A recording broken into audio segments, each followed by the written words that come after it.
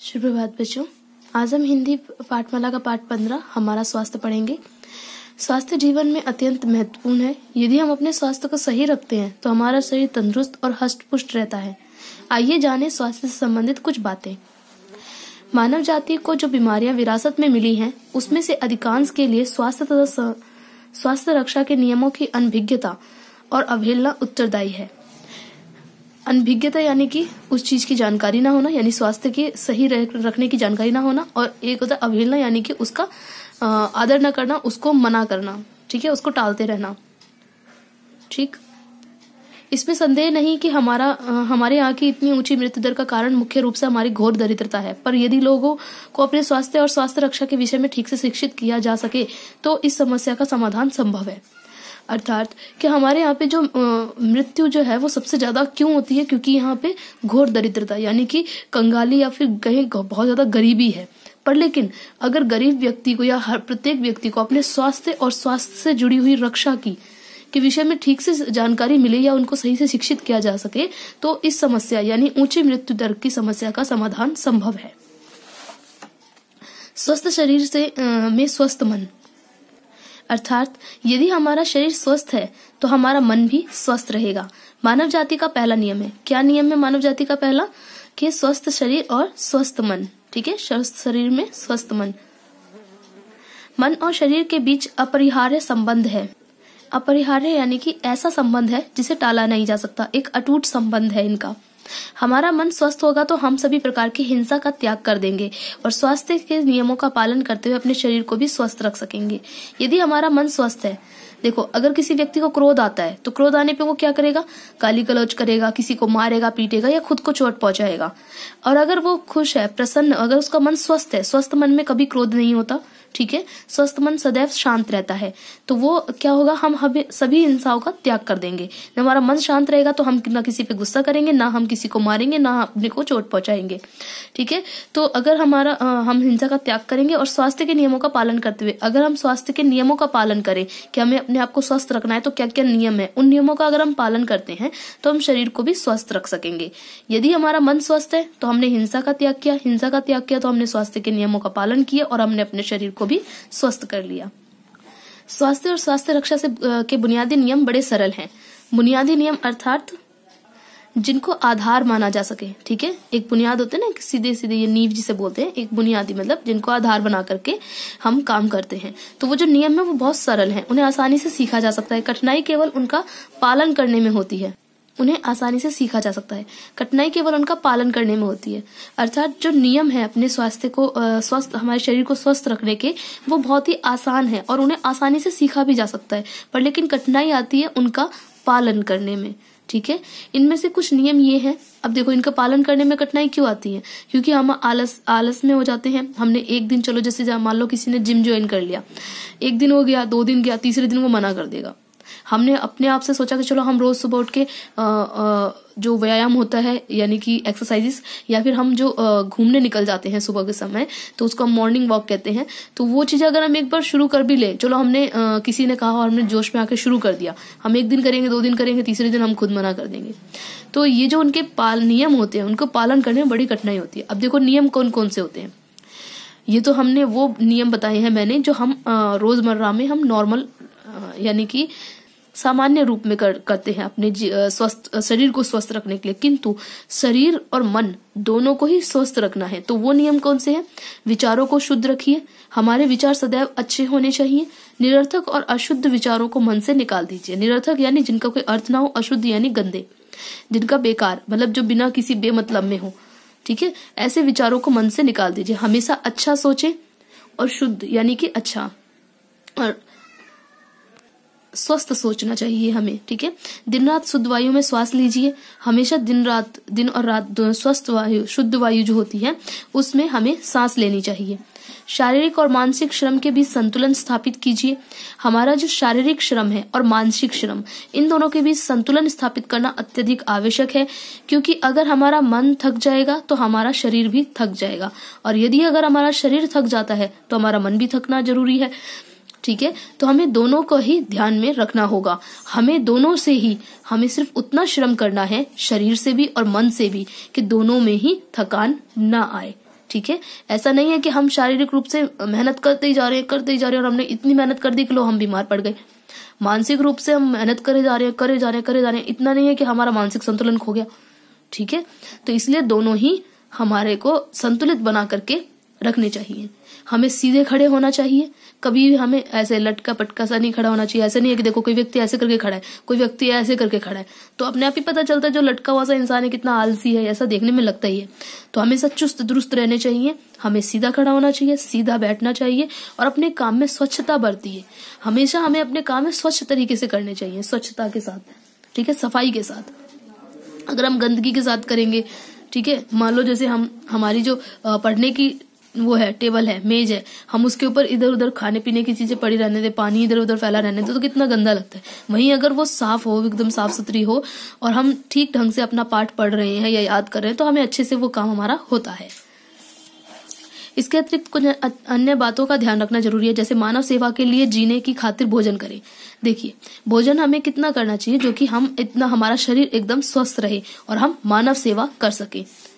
विषय भोगों के लिए ना जिए, विषय भोगों के लिए यानी कि अपने मोह माया के लिए नहीं जीना चाहिए। अपना भोजन बस इतना करो कि वह आपके मन और शरीर को ठीक रख सके। हमें भोजन सिर्फ इतना करना चाहिए जो कि हमारे शरीर को और हमारे मन को दोनों को ठीक रख सके। अगर हम अत्यधिक भोजन कर लेते हैं तो हमारा देखो पेट में गैस बनने लग जाती है, अलग अलग तरीके की बीमारियां पैदा होने लग जाती हैं। तो हमें सिर्फ उतना खाना चाहिए जो हमारे शरीर को और मन को ठीक रख सके। देखिए, आदमी जैसा खाता है वैसा ही बन जाता है। ये बात जरूर बिल्कुल सही है कि जैसा अन्न वैसा मन। इसके ऊपर मैं एक आपको कहानी बताती हूँ। एक बार क्या है, एक महात्मा होते हैं और वो एक व्यक्ति के घर में जाते हैं, वहां सिर्फ उन्हें एक रात बितानी होती है। तो वो व्यक्ति के पास जाते हैं और वो व्यक्ति चोर होता है, वो चोरी करके लाता था चीजें। अब चोरी के पैसों से उसने भोजन खरीद के लाया था। महात्मा को उसने बहुत आदर सत्कार किया, वो महात्मा को बहुत आदर सत्कार करता था, तो महात्मा को उसने खूब आदर सत्कार किया, उनको अच्छे अच्छे पकवान बना के खिलाए। महात्मा जी खा पी करके जब उनको लगा कि हाँ मेरा भोजन पूर्ण हो गया, तो उन्होंने कहा कि मैं अब विश्राम करना चाहता हूँ, तो वो सो गए। रात के समय चोर ने क्या, जो चोरी करके लाया हुआ था वो पैसे वगैरह वो सब भी उसने महात्मा वाले कमरे में ही छोड़ दिए थे। तो उसने सोचा ये तो महात्मा है, इनको तो सांसारिक मोह माया और इन चीजों से पैसे से कोई लेना देना नहीं है, तो ये तो इनको नहीं चोरी करेंगे। तो वो क्या करता है, वो वहीं छोड़ देता है। पर लेकिन क्या होता है, महात्मा ने चूंकि चोरी के पैसों से खरीदा हुआ अन्न था, वो अन्न उन्होंने खाया, तो उनका मन भी वैसा ही हो गया। उनके मन में भी यही आया कि मैं भी इस पैसे में से कुछ चोरी कर लूं, तो वो पैसे चुरा करके चले जाते हैं। अगले दिन जब सुबह उठता है चोर, तो उसे पता चलता है कि महात्मा पैसे चुरा के चले गए। वो थोड़ी देर परेशान रहता है। दोपहर के समय में महात्मा वापस आते हैं और उसके वो पैसे उसे वापस देते हैं और उसको कहते हैं कि तुम्हारा चोरी के हुए पैसों से खरीदा हुआ अन्न खाने के बाद ही मेरे मन में ये चोरी करने का विचार आया। तो जैसा अन्न वैसा मन। जब महात्मा जी सुबह के टाइम पे जंगल होके आए, तो उसके बाद उनका मन बदल गया। उन्हें समझ आया कि वो क्या कर रहे हैं, उन्होंने चोरी की है, ये गलत कार्य है। उन्होंने वो पैसे वापस जाके उस व्यक्ति को दिए और साथ ही उस व्यक्ति को भी यह सीख मिली कि हमें सदैव अच्छे कर्म करने चाहिए। तो ये बात कही जाती है कि जैसा व्यक्ति खाता है उसका मन भी वैसा ही हो जाता है। आगे बढ़ते हैं।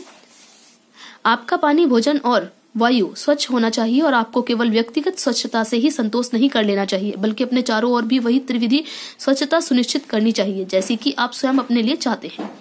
देखो, आपका पानी, भोजन और वायु ये स्वच्छ होनी चाहिए। आपको केवल व्यक्तिगत स्वच्छता के से ही संतोष नहीं करना। मतलब ये नहीं है कि हमने अपना शरीर साफ कर लिया तो बस हम हो गए, ठीक है, इतना काफी है, नहीं जी। बल्कि क्या होना चाहिए कि हमें अपने चारों ओर हमें देखना चाहिए कि हमारी सभी तरफ, जैसे हमारा घर है, हमारे आसपास का वातावरण है, सभी चीज त्रिविध यानी कि तीनों प्रकार से, ठीक है, 3 प्रकार से स्वच्छ होना चाहिए। किस प्रकार से? पानी के रूप में, भोजन के रूप में और वायु के रूप में, ठीक है। वहां पे सब चीज अच्छी होनी चाहिए, जैसा कि आप अपने लिए स्वयं चाहते हैं। जैसा आप चाहते हैं कि आपका भोजन और वायु और पानी सब कुछ स्वस्थ और स्वच्छ हो, इसी प्रकार बाकी जगहों पे भी आपको यही होना चाहिए। पूर्व नियति के सिद्धांत का यह अर्थ कदापि नहीं है कि हम बीमार पड़ जाने पर भी अपनी देखभाल न करें। पूर्व नियति का अर्थ होता है पहले से निश्चित, ठीक है। पहले से निश्चित सिद्धांत है कि यदि हम कोई कार्य गलत करेंगे तो हम बीमार पड़ेंगे। जैसे सर्दियों के समय में अगर हम कुछ ठंडा खाएंगे तो हम बीमार पड़ेंगे, ठीक है, हमें जुकाम होगा, ये निश्चित है, पूर्व निश्चित है।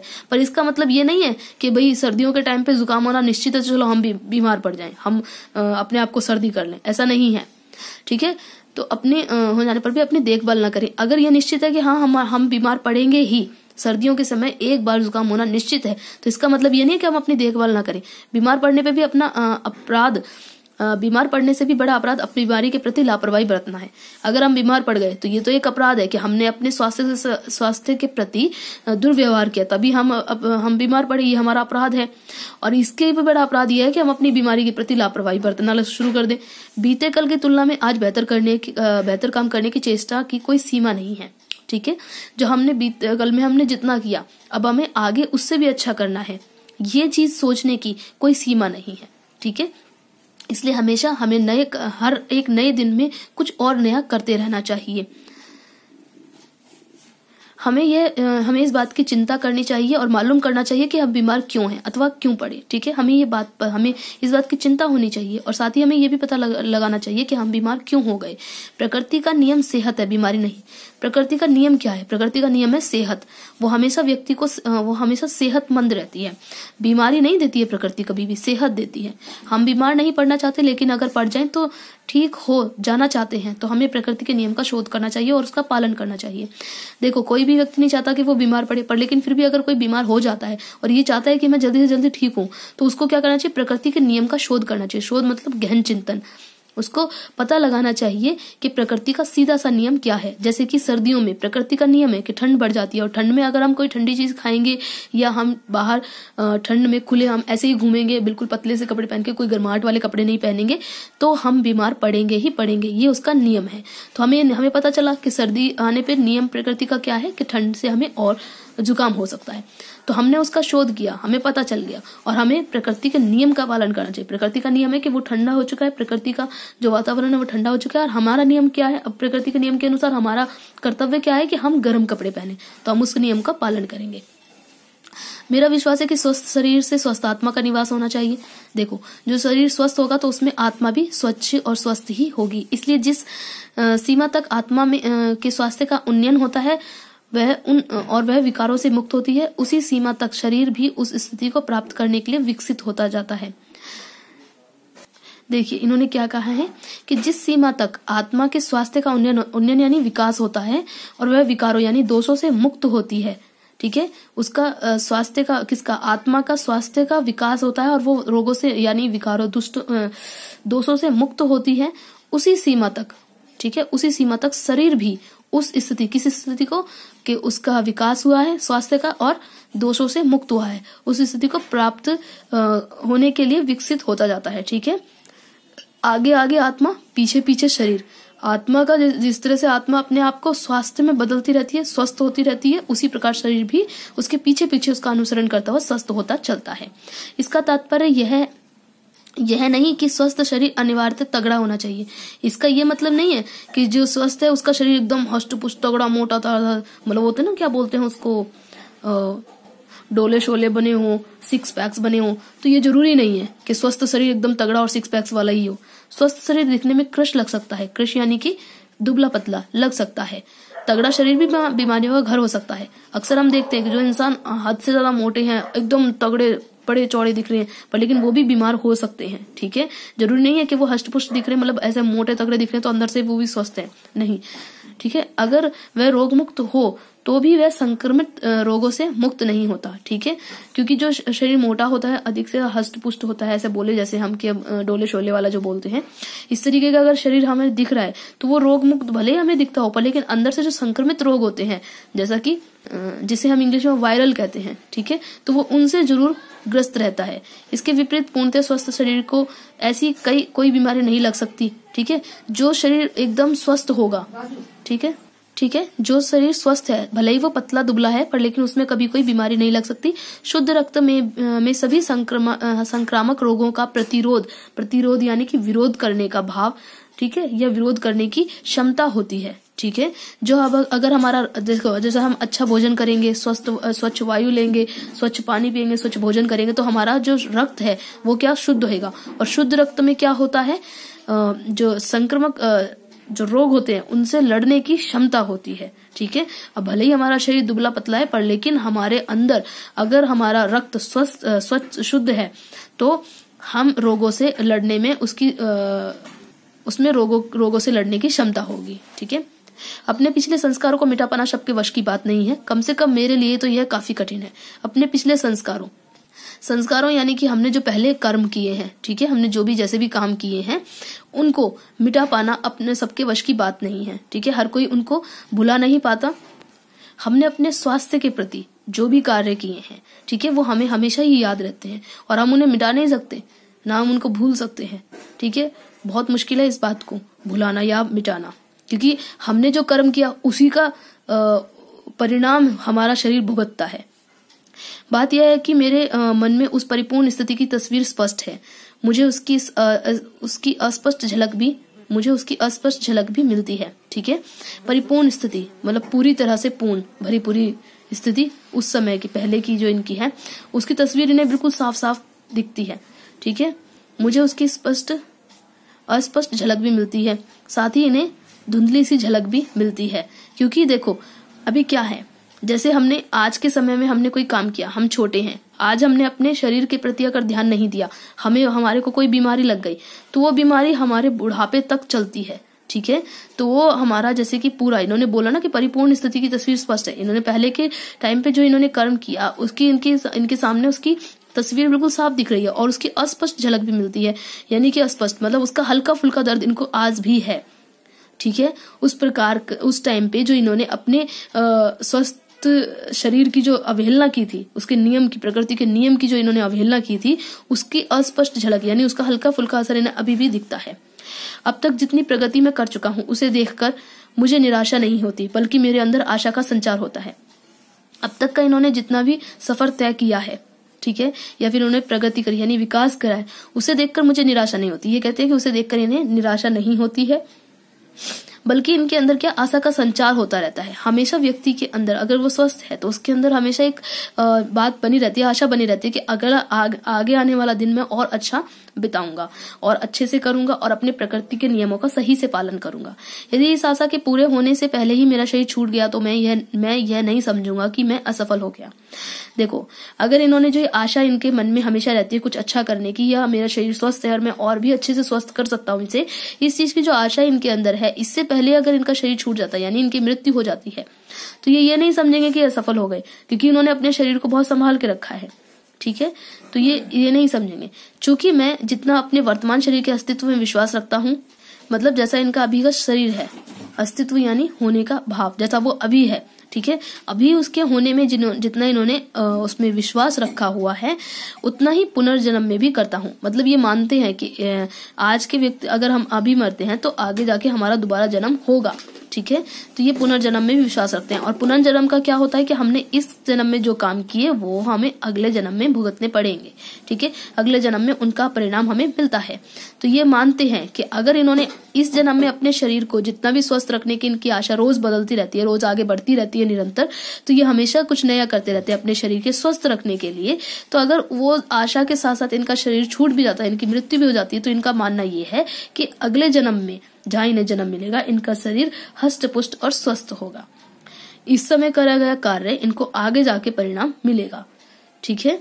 तो ये पुनर्जन्म में विश्वास रखते हैं। इसलिए मैं जानता हूं कि साधारण सा प्रयास भी व्यर्थ नहीं जाएगा। इसलिए ये जानते हैं कि आगे अगला जन्म जो इन्हें मिलेगा उसमें अगर ये आज के टाइम पे कोई साधारण सा भी प्रयास करते हैं ना, हल्का छोटा सा भी सामान्य सा प्रयास भी करते हैं, तो उसका परिणाम अगर इस जन्म में ना मिल पाया तो अगले जन्म में इन्हें जरूर मिलेगा, क्योंकि ये पुनर्जन्म में विश्वास रखते हैं, ठीक है। तो ये था पूरा का पूरा लेख महात्मा गांधी जी का। ये पूरी बात महात्मा गांधी जी ने कही है। तो ये पूरा पार्ट मैंने आपको समझा दिया है, अच्छे से बता दिया है कि हमारा स्वास्थ्य कितना महत्वपूर्ण है हमारे लिए और हमारे स्वच्छ जीवन के लिए, ठीक है। तो अपने स्वास्थ्य का ध्यान रखें। और अभी तो वैसे भी कोरोना बीमारी फैली हुई है, नई नई बीमारियां इसी तरीके की आ रही हैं। अपने स्वास्थ्य का हम ध्यान नहीं दे रहे हैं, प्रदूषण जितना फैलाते जा रहे हैं, तो इन्हीं सब चीजों की वजह से नई नई बीमारियां आ रही हैं। तो अपने स्वास्थ्य का ध्यान रखें, स्वच्छ वायु, स्वच्छ भोजन और स्वच्छ जल पिएं, ठीक है। अपने आसपास के वातावरण को स्वच्छ रखें, स्वस्थ रहें। तो मैंने आपको ये पूरा पाठ पढ़ा दिया है। अभी भी आपको अगर इसका अभ्यास करने में कोई दिक्कत आती है या आपको इस पाठ को समझने में कोई परेशानी है तो आप मुझे व्हाट्सएप पे मैसेज करके पूछ सकते हैं।